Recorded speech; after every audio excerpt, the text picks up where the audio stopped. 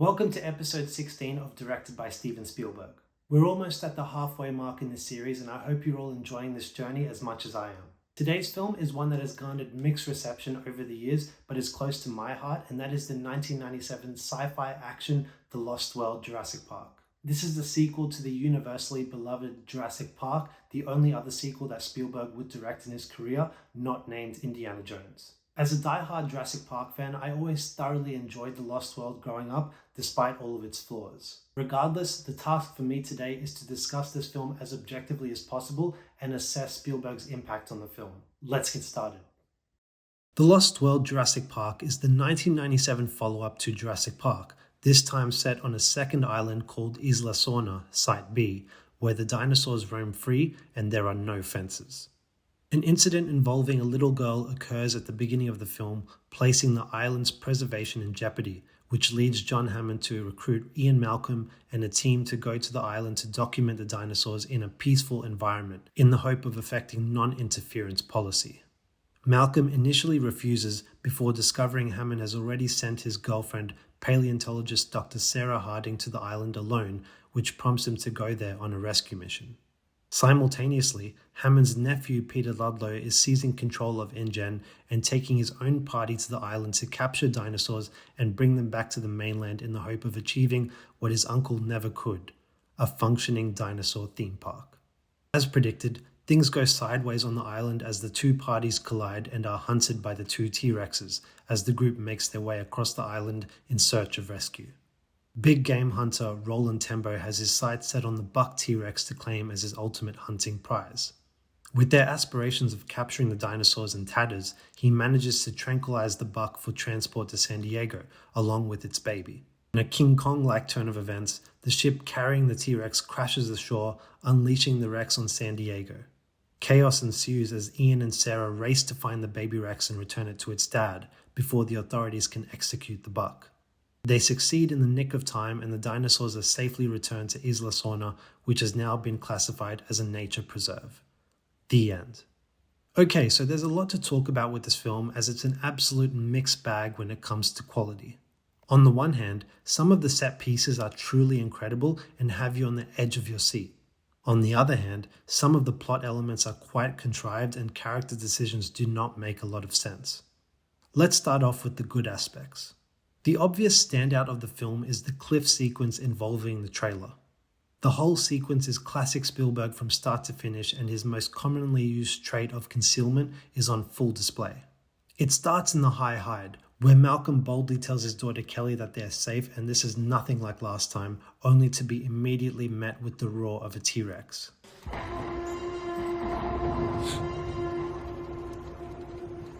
As Ian makes his way back to the trailer to warn the others, we get a shot of the rustling trees from above, hinting at the impending threats drawing nearer.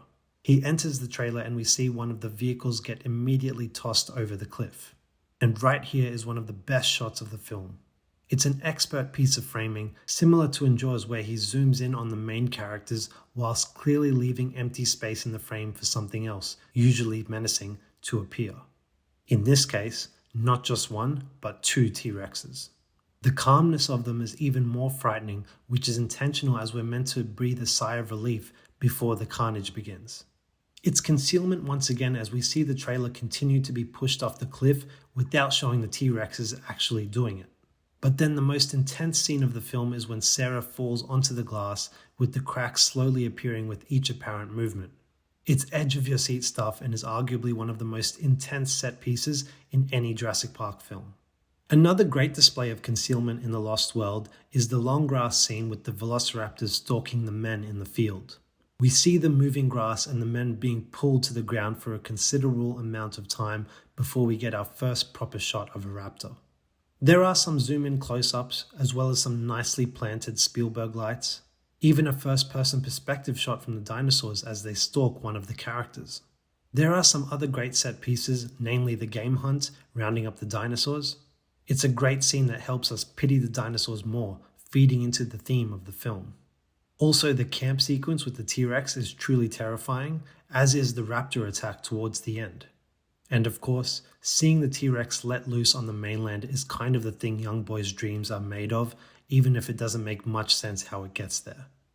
And probably my favorite setup/payoff of the film is to do with Malcolm's warning to Ludlow that his actions are going to lead to disaster, just like his uncle's, and he's going to be there when he realizes it. And then, at the end of the film, when the T-Rex breaks free on the mainland, this short moment is a perfect payoff and perfectly executed. Now you're John Hammond. But overall, this film feels stock standard, almost as though Spielberg's heart wasn't really in it. Even by his own admission, the film is inferior to its predecessor. Perhaps it's the hangover of delivering two of the greatest films in history prior to The Lost World. But I think the explanation for its inferiority lies simply in its base theme. If Jurassic Park was a cautionary tale about man playing God, The Lost World is an activist tale about leaving innocent animals to their own devices. I still appreciate this message, however, and feel it does expand upon the ideas shared in Jurassic Park about the dinosaurs being animals, not monsters. But it's simply not as engaging a premise and thus makes it nearly impossible to deliver a sequel worthy of the original. Which brings me to my issues with the film. The starting idea of Sarah going to the island on her own is sort of a weak excuse to force our characters back to the island. An island full of dinosaurs with no fences is hardly the place for an unarmed individual to travel to. The trailer cliff sequence, as great as it is, comes with issues when you ask yourself why the T-Rexes didn't finish the job of pushing the trailer over the edge. Then there's the question as to why Sarah continues to wear the blood-stained jacket that the T-Rexes can smell when she's a dinosaur expert and should know better.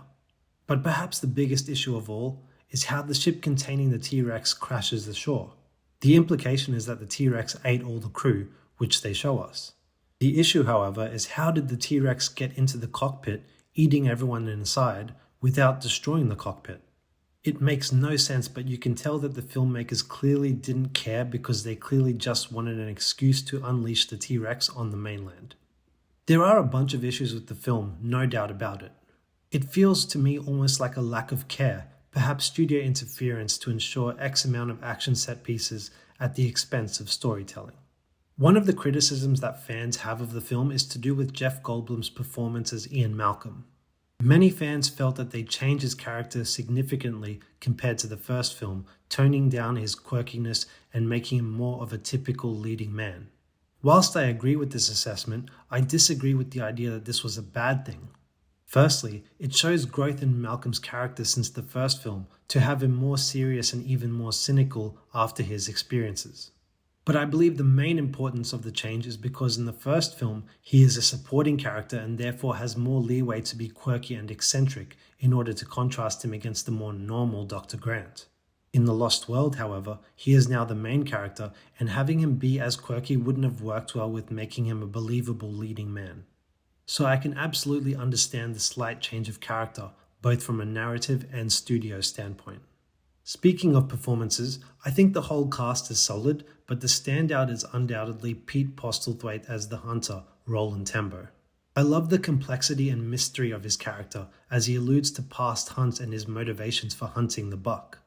And his character arc is quite good in the way that he finally captures his prize, but in doing so realizes the downside of what he's involved with, and ultimately walks away. Great stuff. If there's an annoying character in this film, it's Malcolm's daughter, Kelly. She makes a stupid decision from the beginning to sneak her way onto the island, only to immediately regret it. On top of that, the gymnastics sequence was just silly and out of place in a Jurassic Park film. All in all, The Lost World is a solid follow-up to Jurassic Park, but ultimately falls well short of its greatness. I appreciate the film's message and set pieces, even the score by John Williams is great in its own right. It's almost like for every great scene and moment, there's a coinciding bad one. The definition of a mixed bag. Regardless, I love the ending of the film with the parting message from John Hammond, driving home the theme of leaving the dinosaurs to exist in peace and to allow life to find a way. And that concludes episode 16 of Directed by Steven Spielberg. Whilst an entertaining entry, it's certainly a flawed one and doesn't live up to the lofty heights of its predecessor. It is a film that I love, however, and I truly believe that it has some redeeming qualities. For that, I am going to give The Lost World a 7.5 out of 10. This equals Close Encounters score, and this might sound slightly blasphemous, but I'm going to place it just above in 11th place. Close Encounters may very well be a better film, but I just love The Lost World a little bit more. The next video in this series is the lesser-known Spielberg film, a 1997 entry as well, titled Amistad. I have heard of this film but literally know nothing about it, and so I'm excited to check it out. Until then, I thank you all very much for watching, and we'll talk to you next time. Bye.